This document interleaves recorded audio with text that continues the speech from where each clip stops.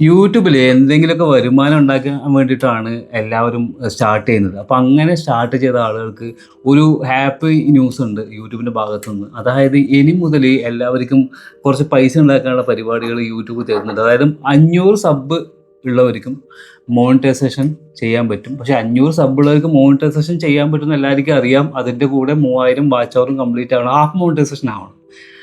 എന്നാൽ half monetisation ആയതിനെ കൊണ്ട് പ്രത്യേകിച്ച് ഉപകാരമൊന്നും ആർക്കും ഉണ്ടാവാറില്ല. അതാണ് സാധാരണ സംഭവിക്കുക. കാരണം നമുക്കിപ്പോൾ താങ്ക്സും മറ്റൊന്നും ആരും അയച്ചിരുന്നില്ല.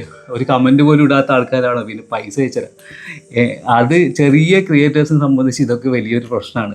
അപ്പോൾ ഞാൻ പറയുകയാണെന്നുണ്ടെങ്കിൽ മുന്നേ ഒക്കെ യൂട്യൂബ് 10,000, ഞാൻ കുറേ നാൾ വെയിറ്റ് ചെയ്ത സംഭവമായിരുന്നു അഫിലിയേഷൻ എന്ന് പറയുന്നത്. 10,000 സബ്ബുള്ള സമയത്താണ് ആദ്യം തന്നത്.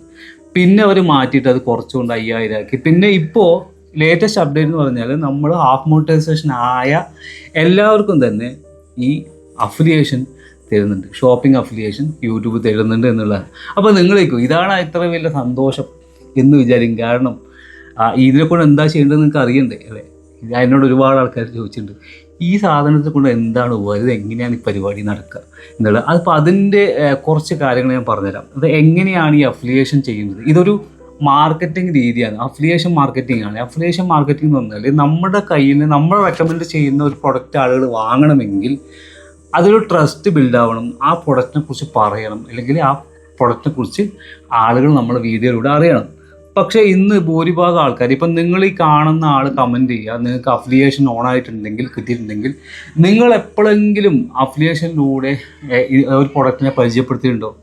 നിങ്ങൾ എപ്പോഴെങ്കിലും ഈ അഫിലിയേഷൻ പ്രൊഡക്റ്റിനെ കുറിച്ചിട്ട് നിങ്ങൾ ടാഗ് ചെയ്ത പ്രൊഡക്റ്റിനെ കുറിച്ച് വീഡിയോയിൽ പരിചയപ്പെടുത്തിയിട്ടുണ്ടോ? ഉണ്ടാവാൻ സാധ്യത വളരെ കുറവാണ്. നിങ്ങൾ വെയിറ്റ് ചെയ്യുകയാണ് എങ്ങനെയെങ്കിലും ആരെങ്കിലും വാങ്ങുമായിരിക്കും. ഇപ്പം നിങ്ങൾ വാങ്ങട്ടെ, എന്തായാലും നമുക്ക് നോക്കാമെന്നും പറഞ്ഞിരിക്കുന്നതൊക്കെ, പക്ഷെ അങ്ങനെ വാങ്ങൂല. അതിന് കുറേ കാരണങ്ങളുണ്ട്. അതിൽ എനിക്ക് തോന്നിയൊരു കാരണം ഞാൻ പറഞ്ഞുതരാം. ഇപ്പോൾ എൻ്റെ ചാനലിൽ അല്ല എൻ്റെ വീഡിയോയിൽ ഞാനൊരു പ്രൊഡക്റ്റ് ടാഗ് ചെയ്തു. അതായത് ഇപ്പം മൈക്ക് അല്ലെങ്കിൽ ട്രൈപോഡ്സ് അതൊക്കെ ചെയ്തു, ടാഗ് ചെയ്തു. സ്വാഭാവികമായിട്ടും നിങ്ങൾ കാണുന്ന ഒരാൾക്ക് ട്രൈപോഡ് വേണം. അപ്പോൾ നിങ്ങൾ ട്രൈപോഡ് വാങ്ങാൻ വരുമ്പോൾ നിങ്ങൾ യൂട്യൂബർ തന്നെ ആയിക്കുമല്ലോ. അപ്പോൾ സ്വാഭാവികമായിട്ട് ഈ അഫിലിയേഷനെ കുറിച്ച് നിങ്ങൾക്ക് അറിയുന്നുണ്ട്. അപ്പം നിങ്ങൾ എന്ത് ചെയ്യും? അഫിലിയേഷനിൽ അറിയുന്നത് കൊണ്ട് തന്നെ ഈ ട്രൈപോഡ് കണ്ടാൽ നിങ്ങൾ എൻ്റെ അടുത്ത് ചിലപ്പോൾ വാങ്ങിക്കില്ല. ആ പേര് മാത്രം നോക്കി വെച്ചിട്ട് പോയിട്ട് ഡയറക്റ്റ് ആമസോണിൽ പോയിട്ട് വാങ്ങിക്കും. ഇതാണ് പലരുടെയും ബിഹേവിയർ. എന്താണെന്ന് വെച്ചാൽ എനിക്കതിന് പൈസ കിട്ടുമല്ലോ. ആ പൈസ കിട്ടുമ്പോൾ എന്തോ ഒരു എപ്പോഴാണോ അത് അങ്ങനെ ഇപ്പം എൻ്റെ കയ്യിൽ നിന്ന് പൈസ അവർ കിട്ടുമ്പോൾ എന്നുള്ളതില്ലേ. അപ്പോൾ കുറേ നാളായിട്ട് നിങ്ങൾക്ക് കഥ ഓർമ്മ വന്നിട്ട് ഇതുമായിട്ട് ബന്ധപ്പെട്ടിട്ടൊരു സ്റ്റോറി പറഞ്ഞുതരാം.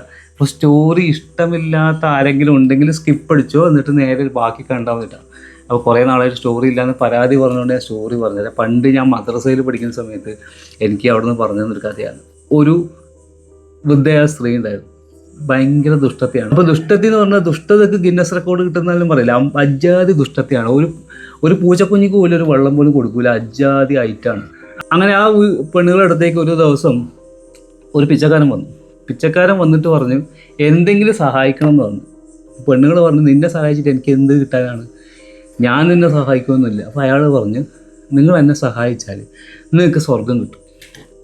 അപ്പോൾ പിന്നെ പെണ്ണുങ്ങൾ വിചാരിച്ചു അന്നിപ്പോൾ നല്ല മൂഡിലായിരുന്നു എന്ന് വെച്ച് സ്വർഗം കിട്ടും. അപ്പോൾ പിന്നെ ഇവരൊരു 25 പൈസ കൊടുത്ത് സഹായിച്ചേക്കാം. അങ്ങനെ അവർ 25 പൈസ, അതായത് കയ്യിലുള്ള ഏറ്റവും ചെറിയ പൈസ കൊടുത്തിട്ട് 25 പൈസ കൊടുത്ത് സഹായിച്ചു. അപ്പം അങ്ങനെ 25 പൈസ കൊടുത്ത് സഹായിച്ചു. അയാൾ പോയി. പിന്നെ കുറച്ച് ദിവസങ്ങൾ കഴിഞ്ഞപ്പോൾ ഈ പെണ്ണുങ്ങൾ മരിച്ചു. അപ്പം മരിച്ചു കഴിഞ്ഞിട്ട് പിന്നെ നേരെ നോക്കാനൊന്നുമില്ല, ദുഷ്ടതയുടെ അങ്ങേയറ്റായത് കൊണ്ട് ഡയറക്റ്റ് നരകത്തിലേക്കാണ്. ചോദ്യം ചെയ്യൽ പോലും വേണ്ടിയിരുന്നില്ല, ഡയറക്റ്റ് നരകത്തിലേക്ക് ഇട്ടു. ആ നരകത്തിലിട്ടിട്ട് ഈ പെണ്ണുങ്ങളിങ്ങനെ നരകത്തു നിന്ന് കത്തുകയാണ്, അല്ലെങ്കിൽ ഇങ്ങനെ ഇതാവുകയാണ്, ചൂടെടുക്കുകയാണെന്ന് പറയും. അപ്പം നരകത്തു നിന്ന് കത്തുമ്പോഴാണ് പെട്ടെന്ന് ഓർമ്മ വന്നത് ഞാൻ ഒരു 25 പൈസ കൊടുത്തിട്ടുണ്ടായി. അപ്പോൾ 25 പൈസ കൊടുത്തപ്പോൾ അവൻ പറഞ്ഞത് ഞാൻ സ്വർഗത്ത് പോകുന്ന. അപ്പോൾ അവൻ എന്നെ പറ്റിച്ചു. അപ്പോൾ അവൻ പറ്റിച്ച് എന്ന് പറഞ്ഞപ്പോൾ ദൈവത്തിനോട് പരാതി പറഞ്ഞു, ഇത് ശരിയാവില്ല. കാരണം ഞാൻ 25 പൈസ കൊടുത്തിട്ട് അവൻ എനിക്ക് സ്വർഗം തരാമെന്ന് പറഞ്ഞു. ഞാൻ ആദ്യമായിട്ട് കൊടുത്തൊരു പൈസയാണ്, അതിന് പോലും എന്നെ പറ്റിക്കാൻ പാടില്ല എന്ന് പറഞ്ഞപ്പോൾ അപ്പോൾ ദൈവം പറഞ്ഞു ശരി, നിൻ്റെ പ്രശ്നം 25 പൈസ അല്ലേ, 25 പൈസക്ക് ഇപ്പോൾ തീരുമാനം ഉണ്ടാക്കി തരാം. കേട്ടോ, ഒരു 25 പൈസ നേരെ നരകത്തിലേക്ക് പറന്നു വന്നു. അപ്പോൾ ഈ പെണ്ണുങ്ങൾ ചാടി പിടിച്ചപ്പോൾ ഈ പെണ്ണുങ്ങളെയും കൊണ്ട് ഈ 25 പൈസ മുകളിലോട്ട് പോയി. അപ്പം ഇങ്ങനെ പറന്നു പോവാണ്. ഇത് കണ്ട ഒരാൾ എന്ത് ചെയ്തു, ചാടി പെണ്ണുങ്ങൾ കാല് പിടിച്ചു, മറ്റൊരാൾ കാല് പിടിച്ചു. അങ്ങനെ ചേഞ്ച് ചെയ്യാനായിട്ട് ഇങ്ങനെ മുകളിലോട്ട് പോവാണ്. അപ്പോൾ പെണ്ണുങ്ങൾ ഒരു പകുതി എത്തിയപ്പോൾ താഴെ നോക്കിയപ്പോഴാണ് മനസ്സിലായത് ഈ എൻ്റെ 25 പൈസനെ കൊണ്ടല്ലേ ഇവന്മാരൊക്കെ രക്ഷപ്പെടുന്നത്. അതെങ്ങനെ ശരിയാവും? ഞാനല്ല എനിക്ക് വേണ്ടിയിട്ടുള്ള പൈസ കൊടുത്തത്, അപ്പോൾ പിന്നെ ഇവരെ രക്ഷപ്പെടുന്നത് ശരിയല്ലല്ലോ എന്ന് ചിന്തിച്ചപ്പോൾ ആ 25 പൈസ അപ്പം തന്നെ ഈ പെണ്ണുങ്ങളെ വിട്ടിട്ട് പോയി. എന്നിട്ട് ഒരു അശരീരി വരുന്ന പോലെ അശരീരി വന്നു, നിന്റെ ഈ ഇജാതി ദുഷ്ടത്തരം കൊണ്ടാണ് നിന്നെ നരകത്തിലിട്ടത്, നീ നരകത്തിലല്ല എവിടെ ഇട്ടാലും നീ നന്നാവാൻ പോകുന്നില്ല എന്ന് പറഞ്ഞ് ഈ കഥയുടെ ബാക്കി പറയണ്ടേ. ഈ കഥയുടെ ബാക്കി എന്ന് പറഞ്ഞാൽ ഇതേപോലെയാണ് ചില ആളുകൾ ചിന്തിക്കുക. നിങ്ങൾ ഒരു പ്രൊഡക്റ്റ് വാങ്ങിച്ച് കഴിഞ്ഞാൽ 25 പൈസ എനിക്ക് കിട്ടും തോന്നി, അപ്പം എന്ത് ചെയ്യും?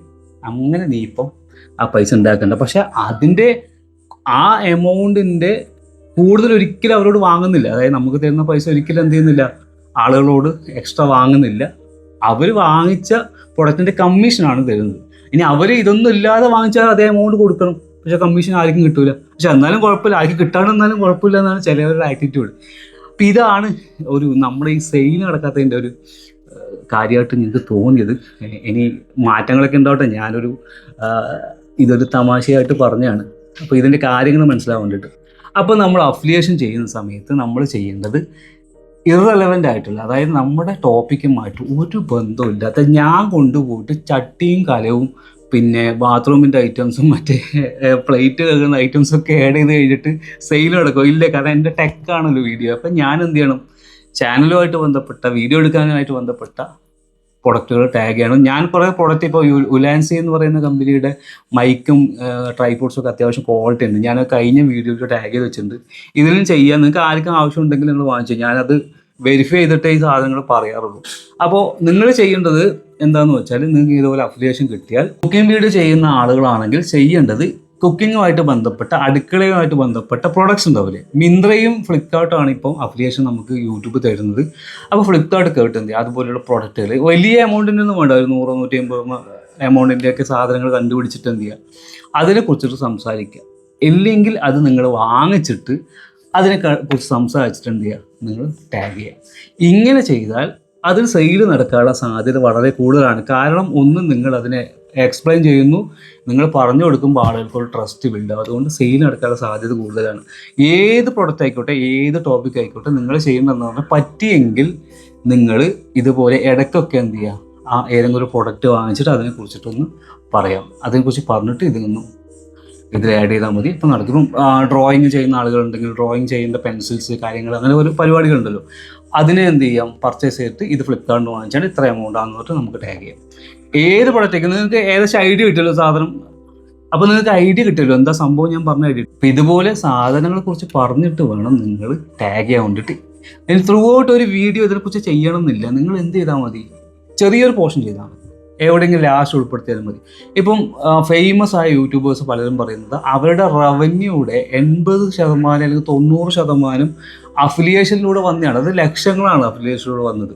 ഇപ്പോൾ എനിക്കൊക്കെ അഫിലിയേഷനിലൂടെ വരുമാനം കുറവാണ്. എന്തുകൊണ്ടെന്ന് വെച്ചാൽ ഞാൻ ഇതേപോലെ അഫിലിയേഷൻ കൂടുതലൊരു ശ്രദ്ധ കൊടുത്തിട്ടില്ല. എനിക്ക് സംഭവം അറിയാം, പക്ഷേ ഞാൻ അങ്ങനെ കൂടുതൽ ശ്രദ്ധ കൊടുത്ത് ചെയ്തിട്ടില്ല. ഇനിയിപ്പോൾ എന്തായാലും ഞാൻ കുറേ പ്രൊഡക്റ്റുകൾ ആഡ് ചെയ്തിട്ടിടാം. രണ്ട് കാര്യമാണ്. ഒന്ന്, നിങ്ങൾക്ക് ഉപകരിക്കുന്ന പറഞ്ഞാൽ നിങ്ങൾക്ക് വിശ്വാസത്തോടെ ഒരു നമുക്ക് നല്ലൊരു ട്രൈപോഡ് മൈക്സ് ഒക്കെ വാങ്ങിക്കാം. എനിക്ക് അതിന് ചെറിയൊരു കമ്മീഷൻ എന്ന് പറയുമ്പോൾ വലിയൊരു കമ്മീഷനൊന്നും വരില്ല കൂടി. പിന്നെ 10% ഒക്കെ ചിലതിന് 10 to 15 അതിൻ്റെ ഇടയിലൊക്കെയാണ് വരുന്നതെന്ന് തോന്നുന്നു.